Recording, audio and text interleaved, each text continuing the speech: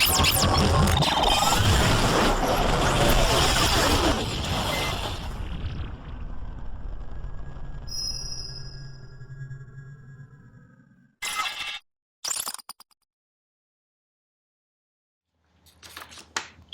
again. Hi there. Last couple of sessions I've cut you off for some reason. I don't know what's the problem here. But hi Erik again. Hi Kim.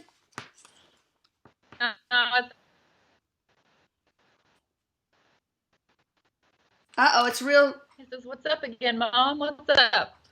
Oh, it was real stuttered for a while there. Maybe it's okay. Uh-oh. Well, we might have to restart, but we will see. Oh, gosh. A few sessions ago, we Fingers talked crossed. about indigos, raising an indigo. But now I want to talk about how to raise crystals and rainbows. First, what are crystals? And then, what are rainbow children? He's putting them both like in the same category, or in the same group. He says that he goes, "Kim, you should know all about this. My daughter, she's kind of shown some things, but I just let it go where it goes." But these two crystals and rainbows, Mom, he says this is a generation of individuals that are hard to tame. They know no parameters. Like he's showing, when I say that, he's showing like there's no rules, no consequences. They don't understand, like they don't comprehend. These are highly intuitive individuals that rely more on their spiritual self for communication. Like these are people that have a natural instinct to trust and feel their intuition, to hear it. Oh, good. So this is why he's showing like all the rules, the parameters, because there's less ego involved with these individuals, and they probably listen less here and more here. Well, what's the difference between the two? What's the difference between crystal and rainbow? Or is there a difference? Yeah, he says there's really not much difference. He says if there's any difference at all that I could point out, it would just be vibrational level. But he's pointing to mankind when he says this. He goes, "That's your idea." When he says that they're different, that's your idea. He says there's really not much difference at all.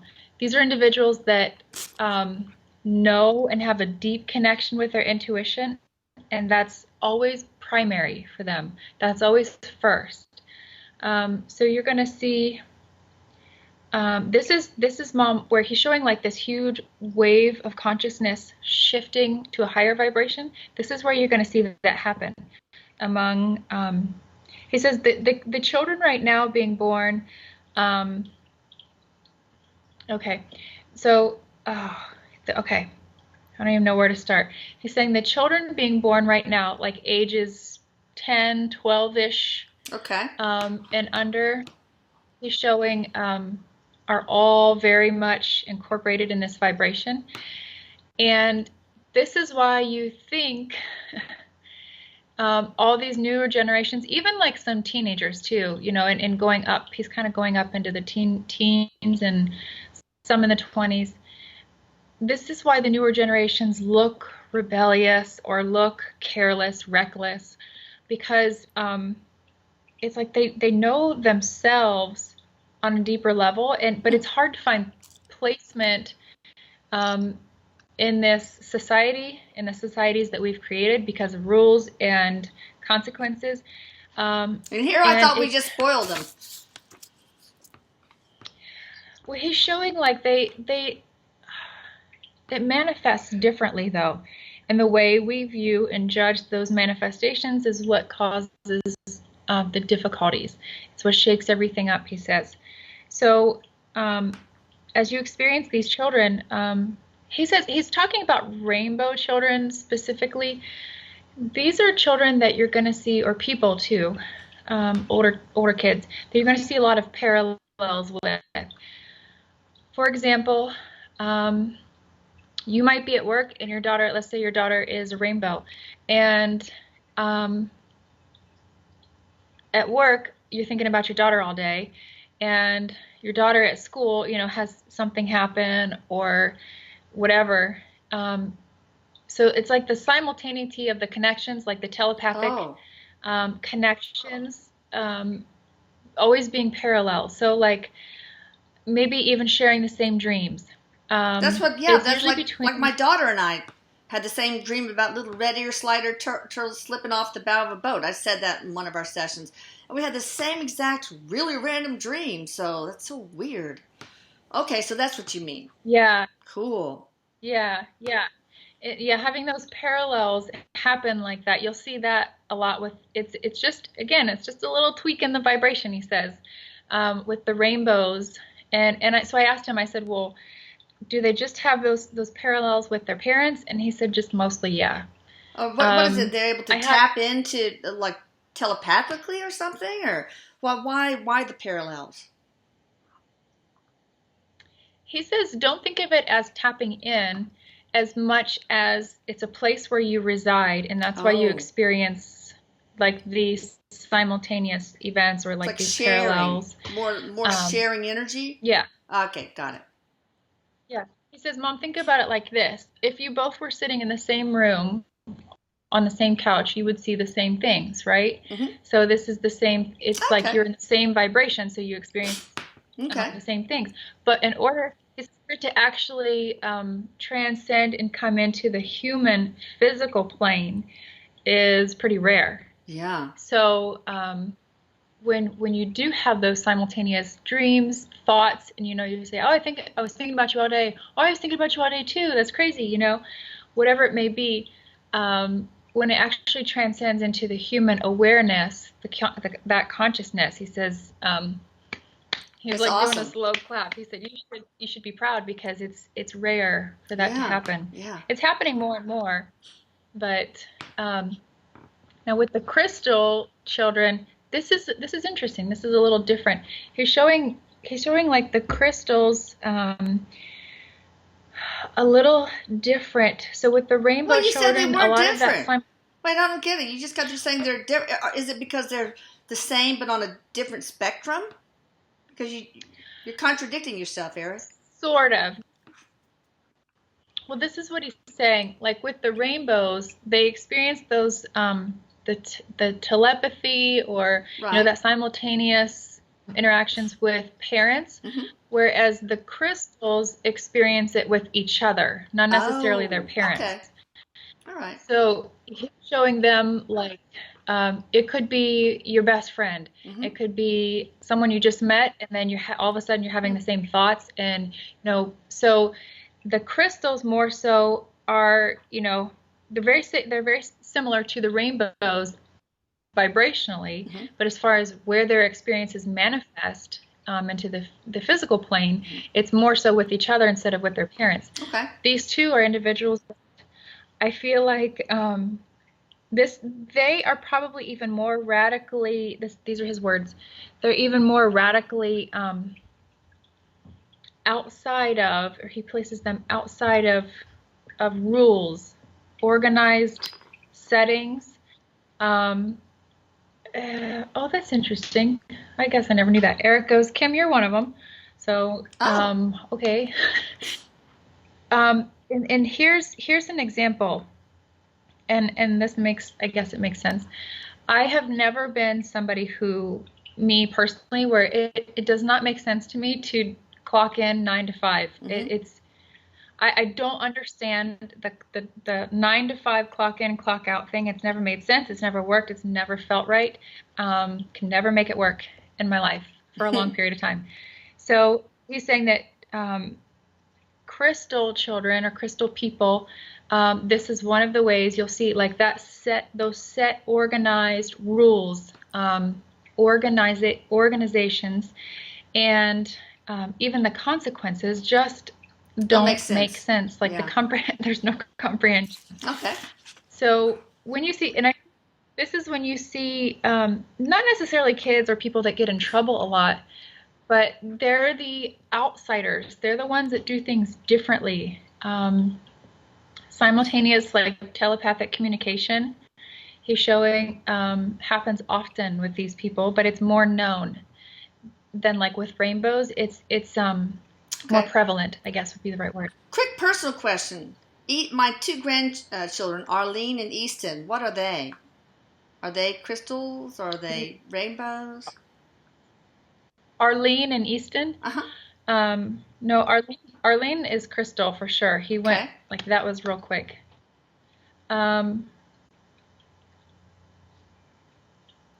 He's showing, he doesn't even put Easton in any of those categories. He puts him above. So I don't know. What do you mean above? Is this like a whole new... When I say above, so he's showing vibration. So crystal and rainbow being very similar vibrationally. Okay. And he's putting Easton above them, like outside of that vibration. Okay. So maybe it's a new category. Intuitive and telepathic. Oh, okay. He's labeling Easton as very intuitive and telepathic. So I wouldn't be surprised if this is the example Erik is showing. Let's say, for example, Easton's really fussy and cranky, and then half hour before mom comes to get him, he calms down because he knows mom's coming, or he knows mom's in the room. Okay. It's like he relies more on the energy, the feel. Okay. You're going to learn a lot from this kid, Erik says. Good. You're going to learn a lot from him. Yeah, he has a lot to teach. He has a lot to share. And Erik says, thank God he's mine. So just showing, like, you know, when he says, thank God he's mine, he's talking about family, feeling really connected. Oh, that's awesome. Really all right, sweet. I got a few more questions here that probably have to go a little quicker. First of all, one thing I want to ask is, what is the purpose of these children? And another is, how do we parent crystals and rainbow? But we'll start out with, just briefly, why are they here? Crystals and rainbows. To impose a new way of thinking, a new way of living. It's like to get rid of the old and bring in the new, so to speak. It's really to clean up, Mom, to clean up like old debris of traditional way of thinking, traditional way of existing. That the Indigos tore down, and here comes the cleanup crew. Okay. Yeah. Yeah, he says they're bringing in,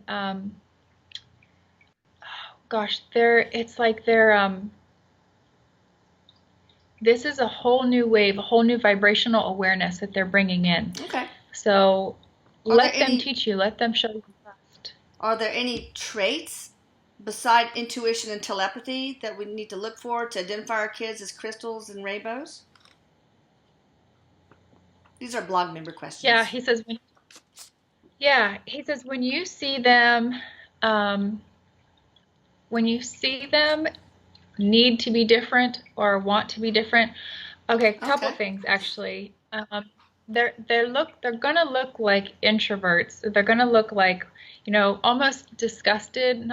Maybe that's too strong of a word, but that's what Erik is showing. Okay. Disgusted with how people can follow trends, or people can be surface level in following trends. Like they're not gonna follow trends. They're gonna look like the outsider or need to be the outsiders because they know themselves deeper than that surface level stuff. Okay. So they're here to show that it's okay to be different. Okay, good.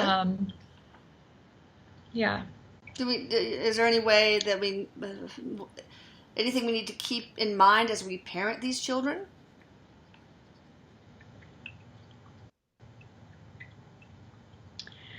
He says, yep. Let them be the parents. Let them teach you. He says, structure, you can try to enforce structure, of course. You're still going to need to teach them the human side of them, their age, you know. Sure. But let them teach you a new way of living. Let them teach you. Let them be heard. Validate them, because they are here to teach. They're here to change and awaken. And if we can stop micromanaging our children and thinking, you do what I say, what I tell you to do, keep them out of harm's way. You know, discipline isn't always necessary. Letting them sort of experience their own consequences of their being is powerful discipline in itself. but let them teach you, let them show you as much as you can. Well, you have to discipline, so you have to pretty much rely on logical consequences. Is that what you're saying? But sometimes you have to enforce logical consequences. For example, so if they wreck the car when they're teenagers, you have them earn the money to pay for the insurance deductible, things like that. Is that? But delivered respectfully and kindly. Deliver those logical consequences, not in an aggressive way, but in a, sorry, kid. But about it like this. He says, take that example. If the kid wrecks the car, it's going. He says, this like the back of your hand, Mom. Like this strategy. You let the kid explain to you, maybe what they learned from this, or okay, how are they going to raise the money to pay for this? Because as they do, you're still enforcing discipline, but you're making them validate or feel valid in themselves, and in telling you, okay, this is what I'm going to have to do. This is how I'm going to raise the money. So you're still giving them the platform. That's good. It's not an imposed consequence from some outside force. It's coming from within. What about if they have a temper tantrum, or if they talk back as teenagers? What do you do there? Well, he says, to finish that thought real quick, he says that when you allow someone to look within, when you allow your kids to look within and tell you, they begin to absorb and saturate the lesson or the soul growth much better than they would if you were to say, shame on you, if that direction was coming from you instead of them. Yeah. So let them realize it themselves, because it will be absorbed on a soul level. When they become mouthy and out unruly, he says, Mom, this is just a cry for attention. This is where they need to be heard and they need to feel valid again. So sit down and again, make them explore themselves. Okay. You can guide it. Make them explore themselves. But if they become mouthy or unruly, it's because they feel invalid. So they're trying to validate themselves through these actions. Well, how do you calm down a kid that's having a 2-year-old having a terrible temper tantrum, and they're just totally out of control? You just grab them and hug them until it's over, or you walk into the next room and... He's showing you can sit down and just coexist in the same room, just not react. Oh, don't spank their butt. No. You don't have to do any of that. You just sit down and let them throw their fit or whatever. You can walk out, whatever you need to do. But if you react in a controlling way, I need to control this behavior, then it's just going to be a vicious cycle that never stops. Right. So if you don't feed into it, if you don't react, you're always going to be creating space for peace. He says, when the tantrum is over, you can, and most of the time with youngsters, like the little ones, 2 and 3, this is again just a cry for attention. Yeah. He says, or feeling valid in their wants or their needs. Yeah. So the older they grow too, you have to help them feel valid. Let their voice be heard. Even if their argument, he says, is completely irrational, let them argue anyway. Let them have their say, have their voice, validate them. I heard you, but this is still what's going to be best. This is, this might be what is going to be safest for you. So at least validate them and hearing them out. All right. He's kind of rambling. He says that's when you're going to see that behavior most of the time, when people feel invalid. Yeah, it's true outside of crystals and rainbows, I'm sure. All right, 2 more quick questions. Let me see what the blog member said. What can we do to help these children become understood, especially in our school system? So, how do we school these children? Do they all need to be homeschooled? No, I'm kidding.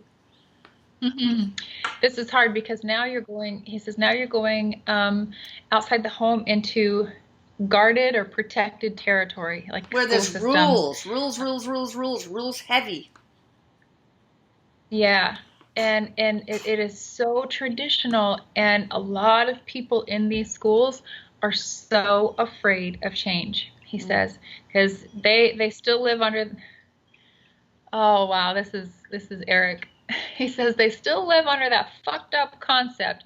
If it ain't broke, don't fix it. Mm-hmm. Well, it's not necessarily that it's broken and that's why we're trying to fix it, but keep space for change. Like, keep your mind open, your heart open for change, and that change can be good. Some things need to be broken to be rebuilt. Yeah, to be rebuilt in a more powerful way. So to help these children be understood in the school systems, this is all relative, no matter which. It's going to be relative to the teachers, the students, the classmates. Most importantly, if the student understands self, then that can be better accepted or conveyed in a school system. So if you were to go to the teacher, if you're really struggling and you know your kid is a crystal child, doesn't do well with rules and things, there may be teachers that have no idea of this concept. Oh, can you imagine going to, hi, my child is a crystal and a rainbow or whatever. Yeah. Oh my God. They go, go. But go ahead. Yeah. So he's saying you can't really take that approach quite yet. It may not be practical. So instead, know your teacher, know your child's teacher and how they work, and help your child be cognizant of like the differences of self and how self doesn't completely feel normal under rules, but then also understand over here in this, he calls it an institution, which is, he's talking about a school. In this institute, this is how, this is the order. Yeah. And this is what's expected. So having them at least understand the differences is going to empower your child. Okay. Because I feel like a school system, it's extremely difficult to penetrate their thoughts, their way of thinking. He says, you have to approach it from the child, teaching the child. All right, I think we're out of time, but one more question. Will they succeed in awakening humanity? Just a simple yes or no. The crystals and the rainbows. The indigos and crystals and rainbows. He's laughing at this. He loves this question. He's like bouncing as he's laughing. He says they already are. Oh, good. All right. Well, thank you, Erik. I love you. So, as always. He says, I love you, Mom. Come visit. He's holding his arms open. He says, I love you. Come sit on my lap today. All right. Thank you, Kim. And again, congratulations on your new book, From the Inside Out, A Journey to Inner Peace. I have it right? Thank you. Sure. All right. That's right. Bye, everybody. Right. Be sure you like and subscribe to this. Subscribe to the YouTube channel, and check out the new Channeling Erik app, soon to be available on Apple in just like a couple of weeks. Now available on Google Play if you have an Android. So all the content's got to be at your fingertips. Bye, people. Thank you, Kim. Bye. You're welcome. Bye. ¡Prepárate!